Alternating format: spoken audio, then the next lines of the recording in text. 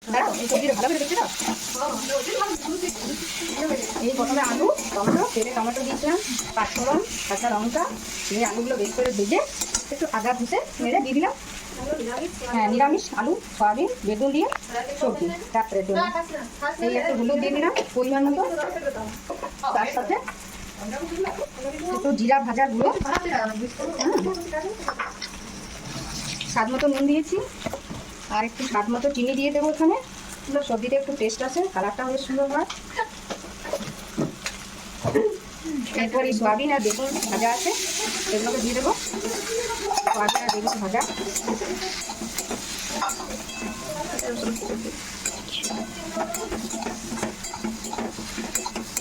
আস্তে আস্তে আস্তে আস্তে তেল ছেড়ে দেবে, নাড়তে নাড়তে।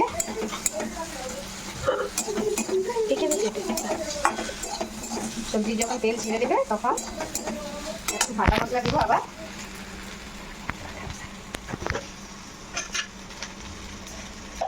সয়াবিন বাটার মশলা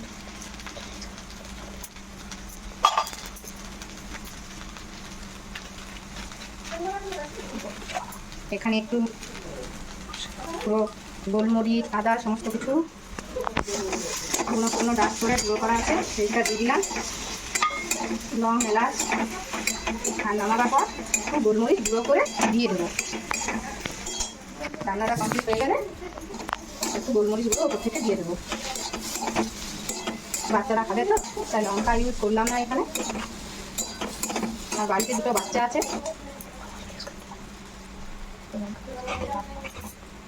আপনারা চাইলে লঙ্কা ব্যবহার করতেই পারেন। এরপর প্রায় সবজি মশলা সব তেল ছেড়ে দিয়েছে, জাস্ট একটুখানি জল দেবো। এই একটুখানি জল দিয়ে আলু বেগুন সব ভাজা ভাজা হয়ে গেছে, পুরো প্রায় সিদ্ধই হয়ে গেছে। দেখুন এখানে আলু একটু টিপে দেখিয়ে দিচ্ছি, প্রায় আলু সিদ্ধ হয়ে গেছে।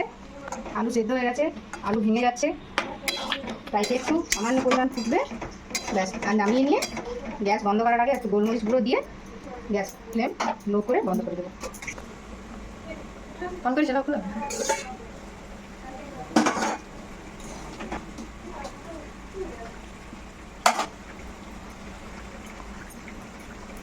গোলমরিচের গুঁড়ো দেখাই দিয়ে হাতে গোলমরিচের গুঁড়ো সামান্য গোলমরিচ দিয়ে দিলাম।